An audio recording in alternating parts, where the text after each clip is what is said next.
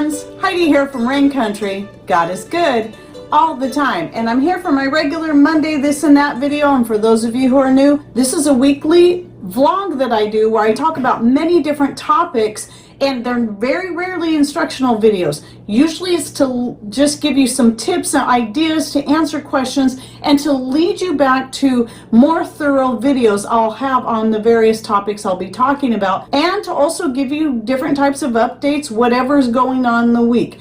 So let's get busy on the topics of today. The first thing I want to talk about is homemade natural bug spray that you can use on your plants or even on yourself. Now, I have an old recipe I came up with years ago that you can use on your various plants that I found to be quite effective, and I'll link to that video down below. But if you're going to use it on your skin or the edible parts of plants, let's say you want to spray it on your basil, what I recommend is leaving out the rhubarb leaves. Rhubarb leaves are toxic to most pests and to mammals as well, so it's best to leave those out. I've used it on parts of plants that I'm not going to eat. But if you're going to eat the plants, leave out the rhubarb leaves. One thing that you can simply do is, like what I have here, is just take some neem oil. I'll put the ratio here because I need to look it up again. Now in this I did add some dish soap. The dish soap helps it to stick to the plants and the bugs don't like it. But again, if it's something you're going to spray on the edible parts, you might not want that on there, even if you're going to rinse it off. Also, what I find is that sometimes on more delicate plants, the soap can actually burn them. So I recommend leaving it out and just going with something as simple as the water with the neem oil. Or what you can do, because neem oil, especially organic neem oil, can be quite expensive. And by the way, neem oil is totally safe for all mammals. It is deadly to insects though. Here's a couple other ideas that wouldn't taste so bad if you forgot and nibbled on a piece of, let's say it's your basil or some other herbs, is take the herbs that insects do not like. Now that's going to be pretty much anything in the mint family other than basil, but any of your perennial mints. So peppermint, and especially catnip and catmint, those two are really good for bug repellent. Lemon balm is another great one because not only is it in the mint family, insects don't like any kind of citrusy type scent. You could also consider adding a little bit of some kind of citrus oil or other type of safe oils, just a few drops to your sprayer, and use that as well. What you can do though, if you're already growing the herbs, is take the herbs I mentioned, and also garlic greens is another good one, and brew them into a tea just long enough so that it will get the oils from the plant and that scent in there. You don't want to overcook it when you're talking about herbs. Just bring the heat up so it's really hot and then turn it off and then just let it steep. And then that should be good enough. And then once it's cool enough, you can add it to your spray bottle. And then at that point, if you want to add some neem oil to that as well, that is a good option. And then if, by the way, these are pretty good sprayers. And if I still have a link, if they're still available, I'll go ahead and put that in the description box. I was buying them in the sets of 3. It took me a while to find some good sprayers that were going to last a while. So these are great for a lot of things.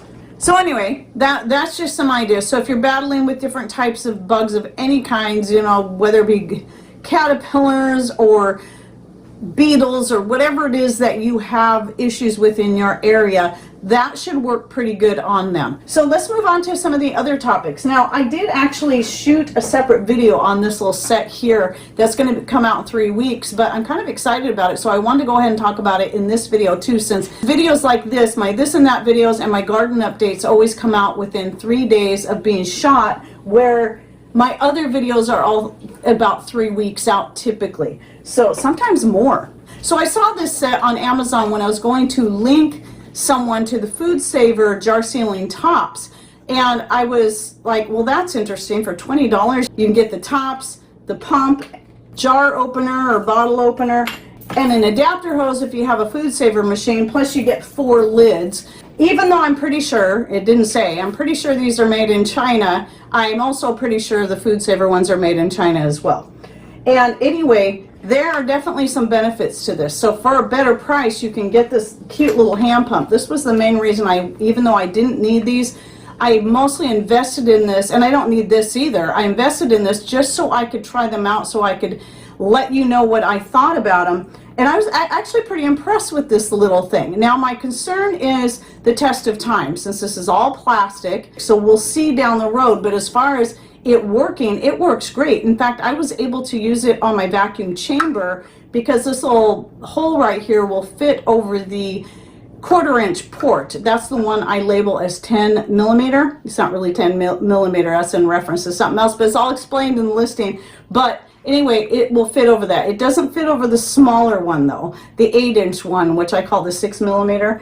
But you'll see in that video when it comes out. I'm not going to do all that demonstration now, and I recommend if you're going to use it for the chamber, put it on there and leave it on there and don't use it for anything else, because you don't want to keep pulling it off there. I would be concerned that this little silicone part here would tear apart over time because of the barbs on that port. But anyway, for the jar sealing tops, it is excellent. And I also tried it on the food saver tops to see if it worked just as well, which I knew it would, but yes, it does. And I wanted to go ahead and do a quick demonstration using the regular mouth, because the regular mouth in this is made way better than the food saver regular mouth. This little gasket fits in there as it should. It's not loose and sloppy in there. It seals better, and it doesn't come out when you go to pull it off the jar. So all you do is, and I'm going to shoot this at a better angle than I did in my other video because I had my arm in the way and I didn't think about it until later. You just slip that over the top. You take this, because this is silicone, you just hold it over that, and as you start pumping, it will make a tight fit against the top of the lid, and it will work on the food saver tops. And because this is like a bicycle pump, but it's pulling air out, you're going to feel the pressure as you pull upwards rather than when you pull down, push downwards. So you won't feel it right away. It'll feel very loose, but as you hold this snugly against the jar and then you start pulling up, you'll notice this gets tighter and tighter and tighter until you can just barely pull it up. I'd say go as far as you can until you just cannot pull it anymore. And then pull that off of there, pull the jar sealer off, and there you go. Your jar is sealed. Now the only drawback I found to this set over the food saver is you can see the difference in the top. This has a handle where it's really easy to pull off, where this doesn't. So it's a little harder to get off the jar. So that's the one drawback. However, for about the same cost, you can get a brake bleeder pump or the food saver tops, which sometimes are as much as $25 for the kit. You get more for your money. And when I got this, I had a coupon. So hopefully that coupon will be available to you. So I paid less than $18 for this full set. And one of the things I forgot to show in the video that's going to be coming out later is that these will fit nicely inside each other. That means they take up less room in storage than the food saver tops do, because they don't have the little notch on the top. That's the one benefit, is that you can just slip the small one inside the big one, and it takes up very little room that way. So anyway, I'm finding this little pump works really great. I was kind of skeptical because it's so small and it just didn't seem like it could possibly work that well, but it works really good. All right, now let's talk about a few other topics. So one thing I keep meaning to bring up, I finally got my handle covers back up on the store. I'd stopped making them for a while because just being so busy and not having time. Just same reason why I haven't been making the skirts or the aprons, and I'm not sure I ever will get back into that. I want to someday, but it's just going to depend on if my schedule gets any better. But crocheting these little things is actually easier for me because I can do that just about anywhere at any time, and they're small, so it doesn't take me as long to finish one. I've been working on building my supply back up for the store, and then added a new color, this burgundy. However, for those who already crochet, I have an old video I did on how to make these. This is my own pattern. I just created as I went. It's not hard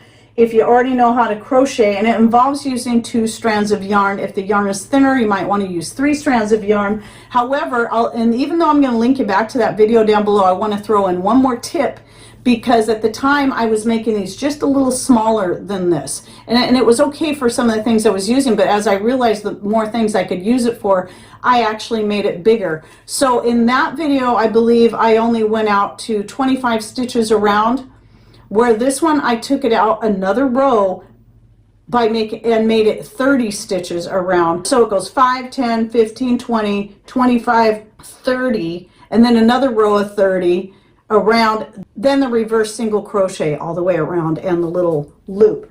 So when you're watching that video, go ahead and add that next row of 30 instead of stopping at 25, because you'll find you'll have a lot more uses. So because I made it bigger, it made it fit over my teapot handle a lot better. And if you don't crochet, well, you can always go check out my Etsy store. It's always linked in the description box down below. I have more than just this color, and I sell both styles on there. And yeah, it's right at the top in the description box. So you got to remember to click on either show more right down here below my channel name, or the little gray arrow over on this side if you're on a smart device. So anyway, the rest of the things I'm going to talk about are in relation to the garden. Now, I do still plan on getting a garden tour done, doing another section, another one of my garden areas that will come on Wednesday. That's the plan anyway, but I did want to talk about a few random garden related things going on here and also answer some questions. So a few weeks back, when I did the deck garden update, the front deck garden, because I have a back deck garden, a front deck garden, I have a backyard garden, I have a front yard garden, I have a side yard garden, I have gardens all over the place. At any rate, I was showing a licorice root, a licorice plant that I had in a pot, but I forgot to finish explaining that the reason it was in the pot is not for it to stay there. Because licorice, you're growing it mostly for the root, like echinacea, marshmallow. It's best for those things to eventually go into the ground. But a lot of times when I'm starting a plant, especially one that I've tried to start before, and I had issues with it, you know, if I went and put the little seedling directly in the ground and it died, which is what happened to my licorice several years ago when I tried growing it before. I had several little starts, but when I put them in the ground, they didn't last long. So what I did last year was I started some licorice again. I kept it in a small pot, and then as it got bigger, I put it in a little bit bigger pot and put it out on the deck. And then as the weather cooled down, I left it in that pot and left it outside, but I brought it up right next to the house so it would stay more protected and warm, because I figured if it at least could survive the first winter like that, then I might be able to get it to survive the next winter more out in the open in the ground. And so what I did was I moved it temporarily to a little bit bigger pot, and that's what you saw in that video that I shot on the deck.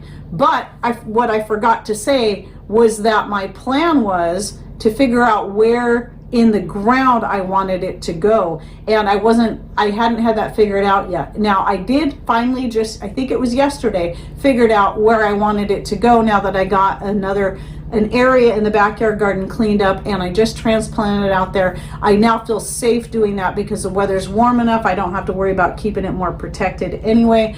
So we'll see how it survives the winter here. Now I know they can grow it in the UK, so there's no reason why we shouldn't be able to grow it here unless it really just doesn't like the amount of rain that we get, which is typically a lot more than what they get in the UK. So anyway, that's what's going on there. And I did a few other things, like I moved the smaller honeysuckle that I'd started from a broken piece of one of my other bigger honeysuckles, put it in root tone. This was a couple years ago, put it in a small pot. Then last year moved it into a bigger pot. Now, because I know it's starting to outgrow that bigger pot, I took that and transplanted it out in the main garden section on the corner, so it can also get more light and then have more room to really grow and spread. Thanks to the person, by the way, who gave me the tip on the sweet woodruff not liking full sun. I didn't know that. I should have been paying attention. I noticed it wasn't really looking happy with those 3 hot days that we had out there where I'd moved it. So what I did is I took it out of the carrot box, moved it into a pot back up on the deck, but a bigger pot than what I had started it in, and have it sitting there right now where it only gets morning sun until I decide for sure where I want it to go, because now that I know that, it's going to change where I'm going to plant it for good, and I haven't quite figured out where that's going to be. I do have plenty of areas that tend to stay shadier. I just don't know where I want to grow it yet. The gooseberries. So my gooseberry plant, I have got gooseberries on that plant, by the way. They're the red gooseberry. It's a Japanese gooseberry. I think it's Hinomaki, I think is the name. I always forget. I think it's Hinomaki. They are delicious. I like them better than the green gooseberries. They're smaller, but man, they're just packed with flavor. They're like eating a natural sweet tart. that's not full of all that junk, because they're sweet and they're tart at the same time, unlike a currant that just seems like it's just tart. Anyway, I was excited when I finally realized what these little things were growing in one of my strawberry pots. I saw all these little, I thought there were some kind of weed just popping up all in there. And then it dawned on me, these leaves look really familiar. And that strawberry pot, that particular one, is right below the gooseberry. Now last year I had tons of gooseberries, but we had that 3-day heat wave that burnt them all and cooked them all. But the berries, when they fell off, the seeds must have still been viable, because I realized I have a ton of little tiny baby gooseberries coming up in that strawberry pot. So I took some of the bigger, healthier ones and moved them into the free pot that I had, thanks to moving the honeysuckle out to the main garden. And so I'm putting those in there. So we'll see how those do. And maybe that one section in garden that I'm still thinking of turning into a perennial section of the garden instead of annuals, that might be what I'll put out there, are those. We'll see. Those might also be a good option though to grow out at the other piece of property, because they do get thorns on them, and I don't know that the elk and the deer would be as likely to eat those as they would the blueberries that we have considered moving out there. The 3 days of nice warm weather that we had finally got things like the grapevines and some other things to just give them the boost they needed to finally start growing. My tomato plants are doing good now, even the ones that I thought I completely lost. I thought they completely froze because of that cold that moved in after I moved them out to the greenhouse. They're starting to get flowers and looking great. So thankfully it does look like I'll get tomatoes this year off of those after all. And I have a bunch of cucumbers growing out there. I've got some melons, and I'll be covering that when I do the update on my greenhouse, which that will be a few weeks out probably, because I'm just doing one garden tour per week. And so the greenhouse is going to be its own separate one. Oh, the other thing, my basils are doing good. I got the I think it's Emily basil, and then I have holy basil, and the holy basil looks healthier this year than ever before. And all of those basils are being grown from the seed that I left on the plants from last year. I just left the seed on there, and then when it came early spring, I just stripped all that off the dead plants and just sprinkled it around in the pots, and now they're growing again. But anyway, here the basil does best for me in the greenhouse. I've tried it outside in pots and sheltered areas, and what doesn't matter. Greenhouse does best, not in the ground in the greenhouse, in pots in the greenhouse up high. So yeah, that's how I do it here. So if you live in the Pacific Northwest and you're having issues growing basil, because if you grow it in the ground, the slugs eat it, and if you grow it outside, it's just too cold, try growing it in the greenhouse in a pot, and it'll do very well. You can have quite a few basil plants growing in a pot, and then you just mow it all down, just chop it all down, and it will grow again. I mean, I don't chop it clear down to the soil. I just cut it down to the very bottom leaves, and then harvest that, dry it up, or use it in salads, and then it will just get new growth on it. So I'm actually going to have to do that pretty soon. So anyway, that's it for that, and I hope you enjoyed my this and that, and be watching on Wednesday. You should see a garden tour. I haven't decided which one I'm going to do next. It'll be one of the 2 herb gardens out front, and then more coming in the weeks to come. And don't forget to check the links in the description box down below and share with us how your gardens are doing now. All right, well, thanks for watching. Take care, and God bless.